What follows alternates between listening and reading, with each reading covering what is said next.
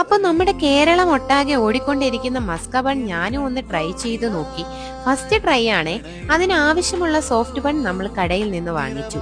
അതിനുശേഷം butter, milk made, ഈ 3 ഐറ്റംസും ഉണ്ടെങ്കിൽ നമ്മുടെ ഇൻസ്റ്റഗ്രാമിൽ ഇപ്പോൾ ഓടിക്കൊണ്ടിരിക്കുന്ന മസ്ക ബൺ നമുക്കും റെഡിയാക്കാം. ആവശ്യത്തിനുള്ള ബട്ടർ, മിൽക്ക് മെയ്ഡ് ഇത് രണ്ടും കൂടി ഒന്ന് മിക്സപ്പ് ചെയ്യുക. ഒരു ക്രീമി ടെക്സ്ചർ ആക്കി എടുക്കണം.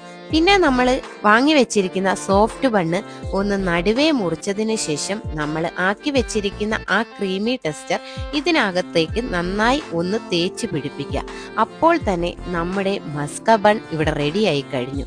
ഇൻസ്റ്റഗ്രാം എവിടെ തുറന്നാലും ഈ വൈറലായിട്ടുള്ള മസ്ക ബൺ തന്നെയാണ് കാണാനുള്ളത്. ഇതിന്റെ കൂടെ കോമ്പിനേഷനായിട്ട് ഇറാനി ചായയും കൂടി ആയാലോ? അപ്പൊ നമുക്ക് ഇറാനി ചായ ഉണ്ടാക്കാൻ വേണ്ടി ഒരു ഗ്ലാസ് വെള്ളം, ഗ്രാമ്പു, കറുവപ്പട്ട, ആവശ്യത്തിനുള്ള ചായപ്പൊടി, പഞ്ചസാര, ഇത് ഇത്രയും കൂടി ഒരു കുക്കറിനകത്തോട്ട് ഇട്ടതിന് ശേഷം ഈ കുക്കർ അടച്ചു വെച്ച് ഏകദേശം ഒരു 3 വിസിൽ വരുത്തി ഇതിനെ നന്നായി ഒന്ന് തിളപ്പിച്ചെടുക്കുക. അപ്പോൾ തന്നെ നമ്മുടെ ഇറാനി ചായയുടെ പകുതി ജോലി കഴിഞ്ഞു. ഇനിയും നമുക്ക് ആവശ്യമുണ്ടെങ്കിൽ പാല് നന്നായി ഒന്ന് കുറുക്കിയെടുക്കാം, അല്ലെങ്കിൽ കണ്ടൻസ്ഡ് മിൽക്ക് അതിൻ്റെ ഉള്ളിൽ ചേർക്കാം.